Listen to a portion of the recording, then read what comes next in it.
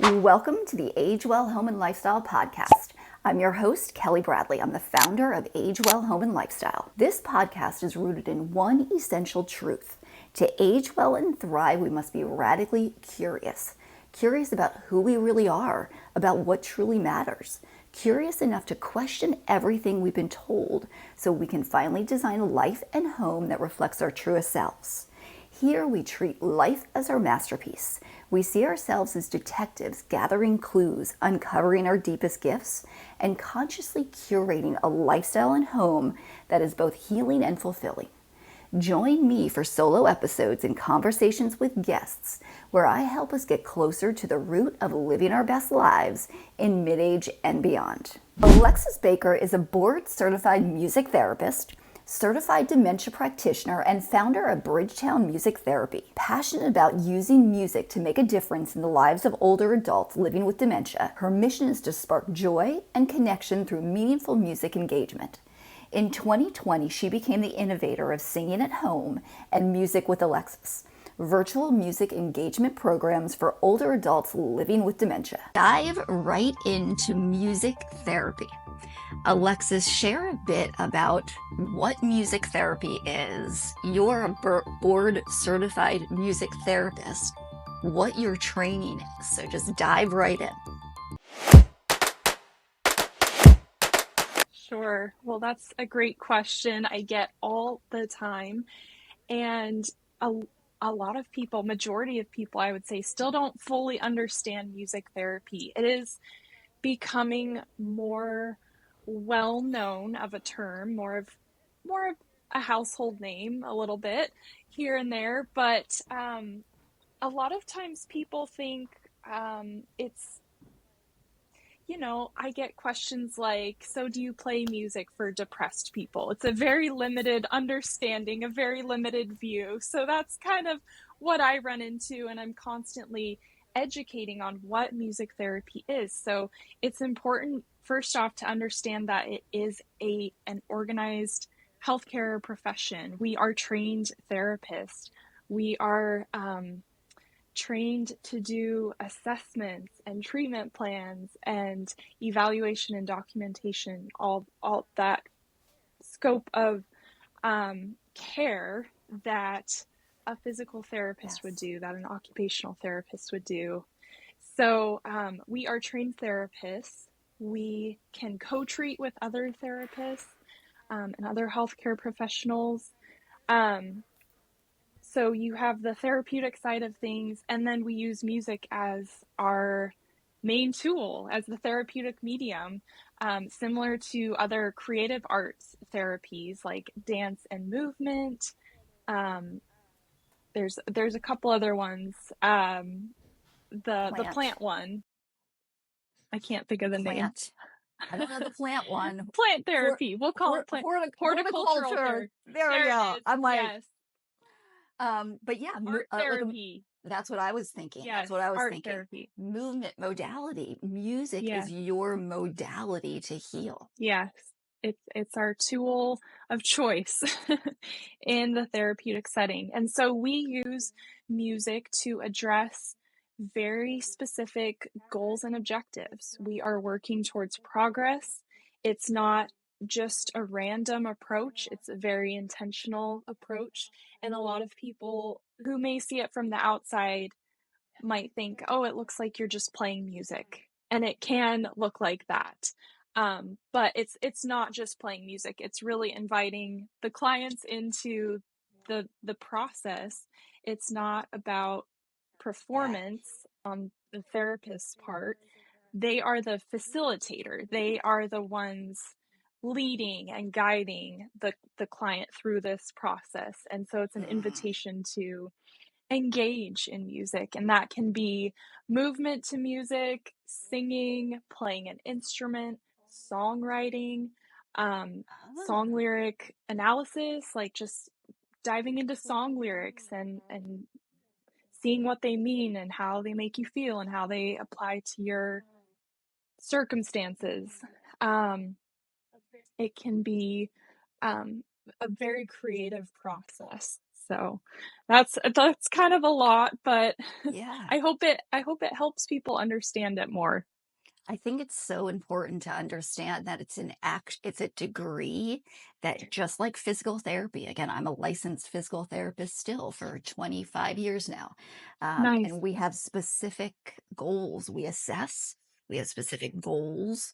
I don't necessarily do that work one-on-one anymore, but it's the same type of thing. You're assessing your client, you cultivate goals, and then a treatment plan.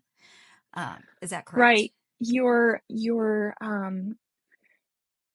doing a comprehensive assessment. You're looking at every area of we call them domains of functioning. I don't know what they're called in physical therapy, but it's like the mental, the physical, the cognitive, the social, the spiritual, all these dimensions of wellness is another term. Yeah. And we look to see what their baseline is and then what their greatest needs are, and then create music experiences, music interventions that address those needs so that we're Ah, actually targeting goals. and that the music is not, I was watching your video on your website and all your videos. I didn't watch all of them, but some of them. Uh, but it's not entertainment, it's a healing modality. And for people to Right. understand the healing aspects of sound, I know in your studies, you learn about neuroscience, psychology. Can you touch on a little bit of the just healing aspects of sound? Sure. So, music affects us on all kinds of different levels. And there's music therapists, there's also sound healers, and that is kind of a separate practice. They use more of the like frequencies and vibrations of music, which is very powerful. It can be very powerful application for healing, and music therapists can also work in that way. Um, so we can talk about the frequencies and vibration of music and how that can be applied to the body for very specific healing. But we can also talk about how music affects and Yes, activates yes. every area of the brain. Music impacts us on a physiological level. The cells, the neurons, the music activates the feel good centers of the brain, and it can even help create new neural pathways. So when you look at it like Yeah, that, it's like, yeah. wow, the potential. Exactly, Yes, exactly. mind blown. um and again, from the outside it can look like this magical thing happening, and it can be hard to understand what actually is happening, but it's because of that physiological effect that it's happening Yeah, in a physical sense. yeah. We're mind, body, emotion, and soul. And that's what was I mean, it's fascinating. Dive into a bit now in regards to dementia.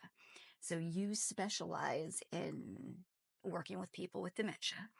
And something in researching our conversation, understanding how music affects the same area of the brain that where our emotions are. But go ahead and tell us a little bit about why you decided to focus on dementia and how music therapy helps people with dementia. Yeah, well, a little backstory. My grandmother had Alzheimer's disease, and I didn't know her too well because I didn't get to see her very often, but she was diagnosed with it when I was a kid. Um, and she ended up passing away when I was 16. But in the few times of seeing her, especially in the later stages, um, it the disease had progressed pretty far, and she didn't remember me as her grandchild, so that was very impactful. And she was really my first exposure to dementia, and she loved music. Her late husband was an amazing piano player. He could play anything by ear. Um, so yeah, I was just deeply impacted by my grandmother having Alzheimer's disease and just kind of fascinated by it too. Um, and just I saw the connection between music and dementia. And so when I started um, down the path of becoming a music therapist, I didn't know that I would end up focusing on one population, like specializing. A lot of music therapists work with many ages and different populations of people. You don't have to specialize. I think it's better to specialize in one area because then you can really do it well. And I was finding that I was just spread all over the place with working with kids, adults, mental health, developmental disabilities, and then older adults. And just musically, it was all over the place. Yeah, So yeah. I had always loved older adults, and then I was just fascinated by dementia. So um, decided to start specializing about 8 years ago when I started my company. Um, and music is amazing with dementia because dementia is a degenerative symptom. It is a symptom of many different conditions. So there's many different types of dementia. Alzheimer's is the most common um, form of dementia, and it literally breaks down the brain. It causes um, all kinds of different issues in the body and in a person. It can change their personality. It can lead to a lot of behavioral issues. It can lead to agitation and aggression. Like a person can become a completely different person. You can have someone who was sweet beforehand and then they become angry and aggressive, or you can have the opposite where they were an angry, upset person and now they have a sweet disposition with dementia. Like you just never know how it's going to affect a person. But because music is, we get these ties, they're called musical memories, and we get tied, we get these ties to music with our memories. Mm. And that is very powerful. So when you can find the right music for a person, preference based, like it can really draw them out. It can help bring back past memories. It can help bring back their sense of personhood in a way, can really draw them out. Because as dementia progresses, a person starts to slowly shut down. They draw more inward, their world gets smaller. A lot of times they just are disengaged with the world around them for various reasons. So music it's a natural motivator for movement. You can get them Yeah. moving. It's a tool for engagement. You can get them connecting socially. Um, it's a sensory based approach, all kinds of things. Yeah. So it's amazing within dementia care. I think of, and tell me more about this, but when you play music of their era, so if somebody's 75 and you play music of when they were thriving at 18, do you see that kind of light them up? And I'm sure it's different per person, but in regards to the connection with memory and emotion, to find music that they enjoyed in their prime, or a wedding song, or during all the happy moments, joyful moments, or any emotional type of moment. Yeah, Absolutely. yeah. I see it all the Uh, time. uh, Yes. And as it is very important to find music they love and resonate with, music they're attached to. Although it's not to say they can't be exposed to new music and learn new and appreciate newer to them Yeah. music. Um, but the general rule of thumb is that um, music that was popular when they were a kid, teens, 20s, even a little bit into their 30s. So you can kind of find the decades that might work. It's not a Yeah. guarantee, but you can always start there if you're like, well, what music will they like? And then you can explore different genres. Um, Music is very preferential based, so that's an important part of it. I love that. There was a research study done, I'm sure you know of this one too, where they took individuals with various symptoms, aging, typical aging symptoms, and they put them back in a house together that was decorated in the decor of their era, their young era. Right away after living, like the first week, they did all of the testing in regards to blood pressure and um, uh, hormone levels, all kinds of testing. And 1 week, 2 week, 3 weeks, the joy, they play music of their era. The decor was of that era. The pictures, everything on the TV was about that era. Just going back to that time helped them so much in their mind, body, emotion, and soul. So I feel like this is a perfect example of that, of really getting specific with their joy. It's not just random music. It's not just the sound therapy that can work for everybody. It's really getting personal. And tell me if I'm wrong, but it has to be amazing to really get to know your clients and see them light up with one particular thing compared to another. Absolutely. I have clients who will will finish singing a song and they'll just like launch into this story, Oh, or story. they'll be like, when I was this age, like this is what was going on, and this is what was going on in the world, and this is what was going on, like I was raising kids then, and just like it literally transports them back to those younger years that are often like just such sweet times in their life of either being young or having young kids. So, yeah, it's very powerful. Talk a bit about you have, I know when we talked previously, you said prior to COVID, you did more in-person work. Now, after COVID, you have an online program. Talk a bit about that. And something I was, again, reading more in depth on your website last night, um, that it's not just the music, it's even them singing and more. So, Mhm. share a bit about your online program and how people can benefit from that on their own. Sure. So, I've always been a traveling music therapist where I drive around to my clients, and I continue to do that, but COVID really caused me to need to pivot in some way, and I ended up going online, as did a lot of people and companies, um, because it was really my only option. Yeah.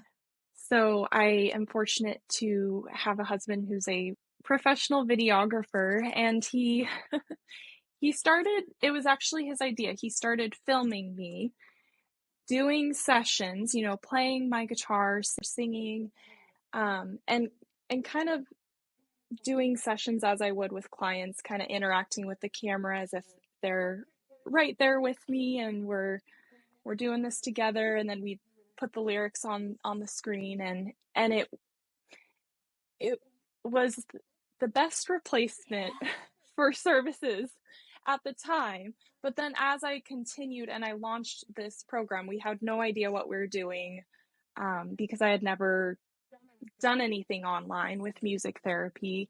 But we launched with 4 videos, and we shared it with my clients, and many of them started using it, and we were getting great feedback on it. So we're like, okay, we'll just keep going with it. And then we've continued, and I really see it. as it meets a lot of different needs, because there are only 10,000 music therapists in the US. So Wow. there's not a lot of us, not enough to go around for sure. Right. And not all of them work in older adult settings. A lot of them work in hospitals or childcare or educational settings, or various other mental health. Um, so there's not enough, and music therapy can be difficult to access, either geographically or cost wise. So my program is a way for people to access a therapeutic based program. So I don't call it music therapy because it's not that formal, live, in the moment interaction where I'm assessing them and then responding, Right. with appropriate activities. But I call it a therapeutic based program because it still has that Yeah. application, and it is music therapist created. So it's created with intention. And I've worked within dementia care settings for many, many years. So I've just taken my years of experience and put that in video format into a program that's high quality, accessible, anytime, Yeah. anywhere, and affordable. Super And affordable. it's a way, yes, and it's a way for them to be engage in music-based activities for the Yes. benefits, the therapeutic benefits. So it's really focused on getting them singing. I do movement to music. I do deep breathing and relaxation. So the therapeutic benefits are still there. It's just a different approach, not so formal approach. But it meets a lot of different needs. Yeah. I love the concept. One, it is so affordable. So allowing people to do it on their own. And I'm a huge proponent of, I call it healing daily rituals, but really designing your life from morning to night to cultivate things that are going to help you heal and feel better, as opposed to if we're not thinking about things, the average world usually causes more stress and tension. And even you put the radio on in the car and it's loud, blaring music, as opposed to if we consciously curate our lives to include more of your therapy based work, calming smells, sounds, people, work, everything. So I feel like people can incorporate it so much more into their daily life. And moving into this kind of segment or question, what can the average person who we're all hoping not to have dementia and we want to stay well, we want to optimize our aging in midlife and beyond, how can we use music therapy to just optimize our daily lives? I love that question because in the busyness, the craziness, the overwhelm of this life, we often forget the most simple Yes. things. Um, and I love equipping people, caregivers especially, and care staff with um, tools and techniques and practical, concrete ways they can incorporate music into the day to day, Yes. because really it should be incorporated into the day to day. So I actually contributed to a book last year called The Caregiver's Advocate, Oh, and it's 7 ways. My chapter I wrote is 7 ways to infuse music into dementia caregiving. But the cool thing is these techniques aren't just for dementia or caregivers, they're for everyone. And they're really simple. It's just like sing. So get singing, find your music, I love it. have it accessible, have it at your fingertips. Or if you want something more structured, join a choir, take voice lessons, there's things out there. There's community settings or there's one-to-one settings. Like if you want some more structure, then seek it out. But there's a lot of things you can do on your own.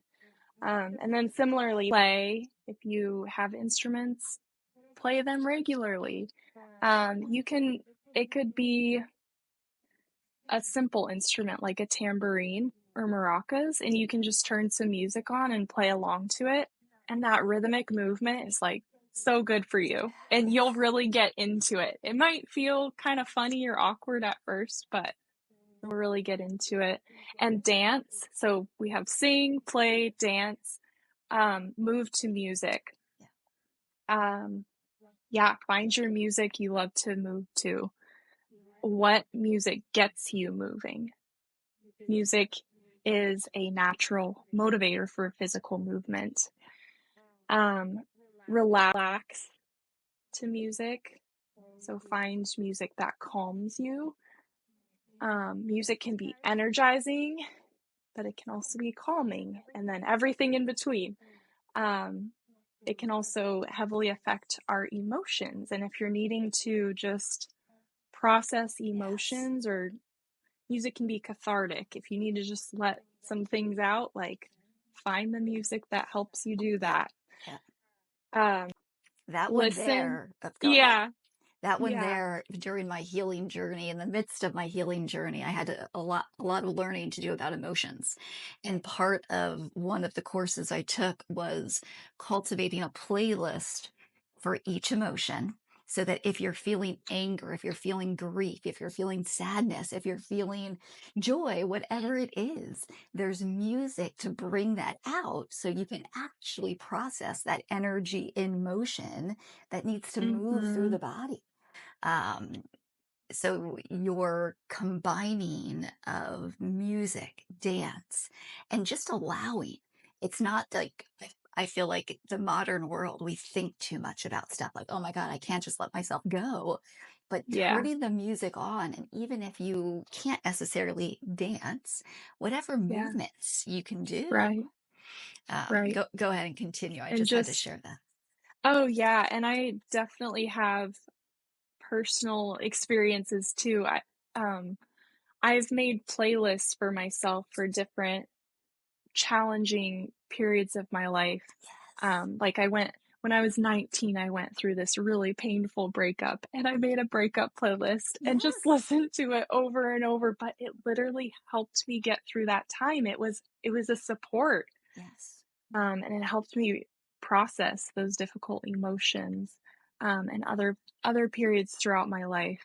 And even So caretakers. I think of caretakers, yeah, other episodes specifically for how caretakers can take care of themselves.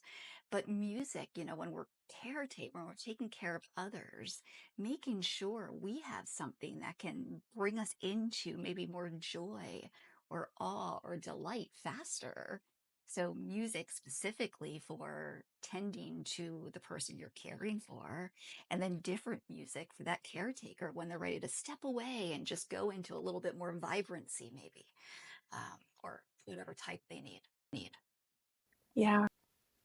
So sing, move, dance, play, relax, write.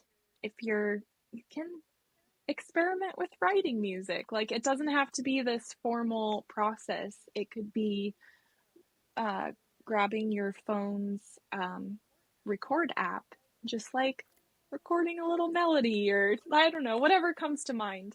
Songwriting can be another way to process difficult things, and it doesn't have to be that formal note writing writing notes I love it. on a staff paper Yeah. process. Um, and We then don't have to be perfect at it. We can yeah, just be playful and allow what to come and not judge it. yeah, yeah, for sure. So those are just some simple reminders, really, like to to do something music based every day. I like to tell people that music is like a vitamin, and a little bit every day does wonders to nourish the body, mind, and soul. I love it. Yeah. No, So those are my tips. and those are fantastic tips.